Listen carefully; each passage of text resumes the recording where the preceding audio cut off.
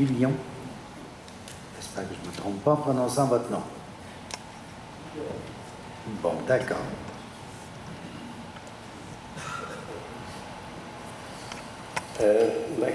Ma question, c'est, on parle de contrats qui lient Hydro-Québec, par exemple, avec des fournisseurs privés ou éoliennes, et au détriment quelquefois des centrales hydroélectriques. Donc j'aimerais savoir quelle est l'incidence sur l'utilisation des centrales électriques par les contrats qui lient Hydro-Québec à la production privée d'éoliennes ou éoliennes.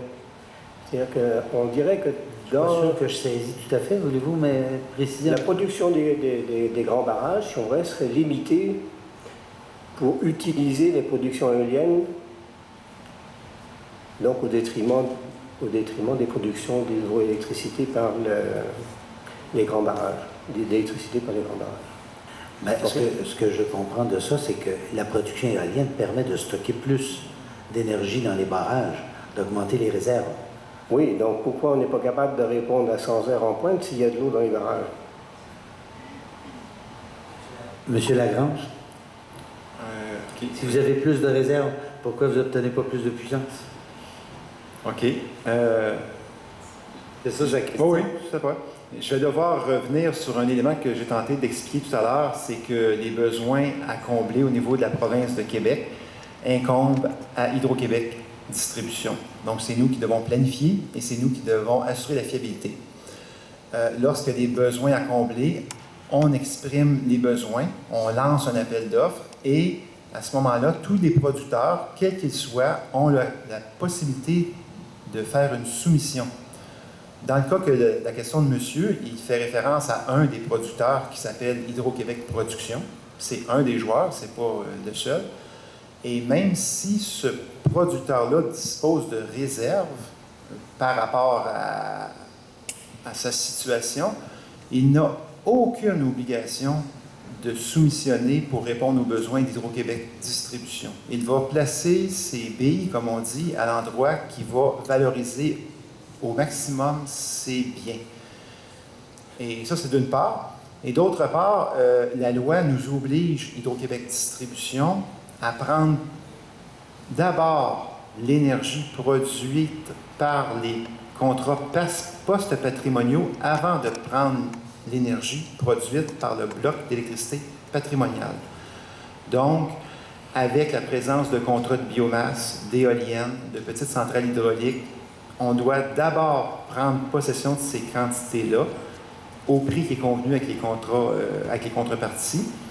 Et le différentiel qui est requis est, lui, couvert par le bloc d'électricité patrimoniale. Mais la nuance que je tiens à essayer d'exprimer ce soir, c'est vraiment la séparation fonctionnelle qui est exigée par les organismes de réglementation. Ce n'est pas un choix d'Hydro, là. Et ça, c'est les organismes de réglementation états-uniens. Oui, mais qui permettent à Hydro-Québec de générer une partie importante de ses bénéfices via les exportations. Si on ne respectait pas ça, on ne pourrait pas exporter. Mais vous voulez dire que... Est-ce que les Américains, eux autres, là, si on manquait d'énergie, vous êtes sûr qu'on pourrait acheter ce qu'on veut et ne se servirait pas d'abord dans ce qu'ils utilisent chez eux? La question est excellente, M. le Président. Dans les marchés de puissance, lorsqu'il y a un engagement qui est pris par une partie, c'est built-in, c'est locké, là, excusez l'anglicisme, ils ne peuvent pas... Les marchés qui reconnaissent la puissance reconnaissent une contrepartie, même si elle est outre-frontière, au même niveau que leur propre charge locale. C'est pour ça que souvent on parle de l'Ontario qui a beaucoup de puissance, mais l'Ontario n'a pas encore reconnu son marché de puissance. Il ne reconnaît pas la puissance.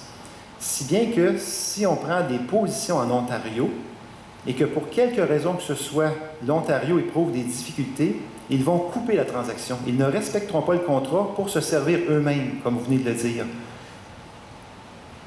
À l'opposé, des marchés de New York ou de Nouvelle-Angleterre, eux, ont des marchés de puissance reconnus.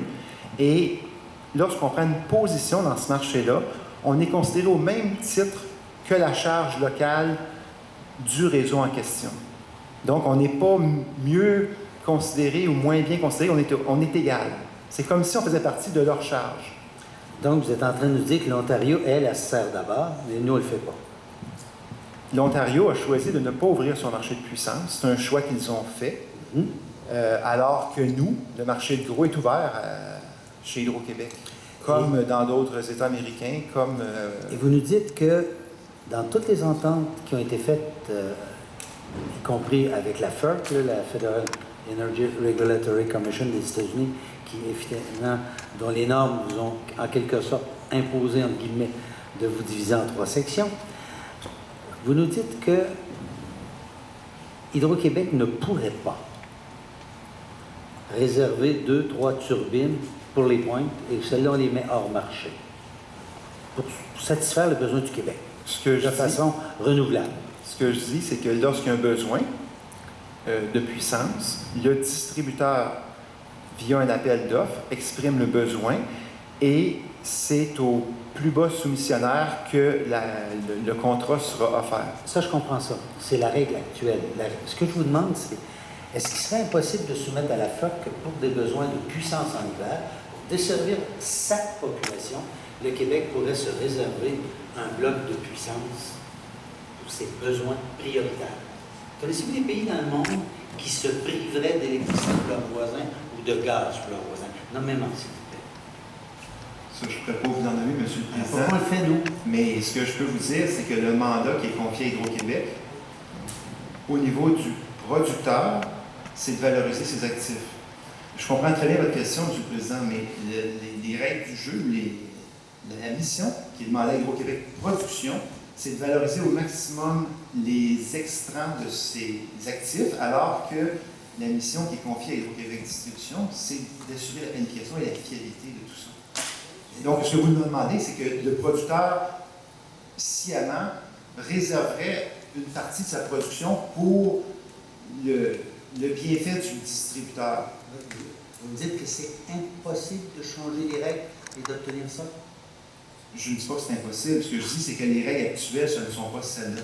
OK. Donc, à ce moment-là, est-ce qu'on pourrait examiner la possibilité? Qu'est-ce qu'il faudrait faire pour que ça devienne possible? En fait, je vous dirais, c'est un coût d'opportunité auquel le producteur Hydro-Québec renoncerait. Est-ce que dans l'intérêt du Québec, ça pourrait être intéressant? Je pourrais vous dire pourquoi ce serait Hydro-Québec Production qui devrait renoncer à ce coût d'opportunité-là. Ça pourrait être un producteur privé au Québec, ça pourrait être Brookfield, ça pourrait être Hydro-Québec. Oui, mais Hydro-Québec, c'est quand même un service public.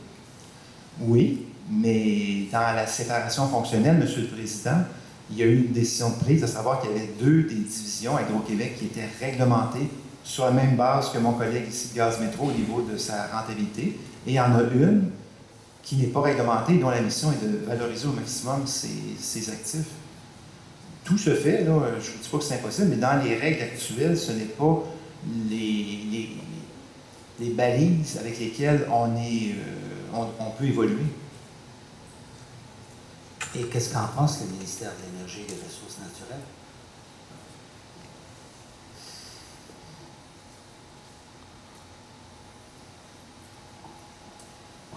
Monsieur le Président, je vais encore demander à mon collègue, M. Doyon, de venir.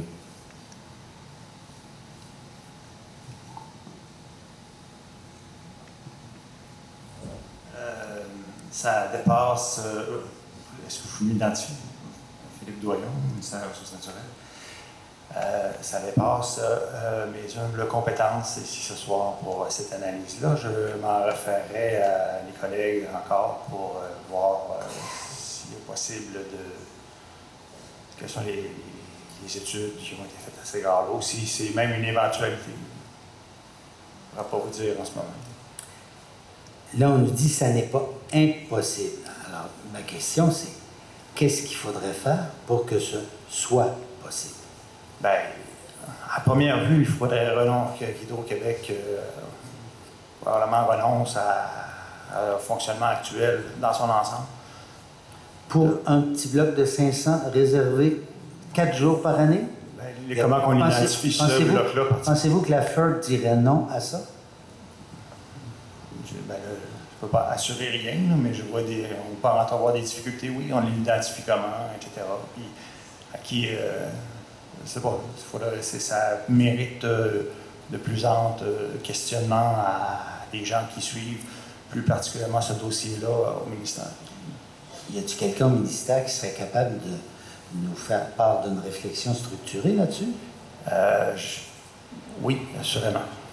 Les personnes qui ont un historique là, depuis, qui ont travaillé, qui travaillaient avant la séparation, l'assainissement d'Hydro-Québec en 3 entités, puis qui ont vécu tout l'historique de la redéfinition d'Hydro-Québec, la création de la Régie de l'énergie.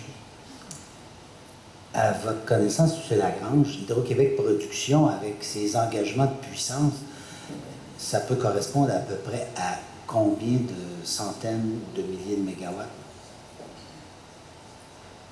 Les engagements de puissance d'Hydro-Québec Production, ça peut correspondre à combien de mégawatts?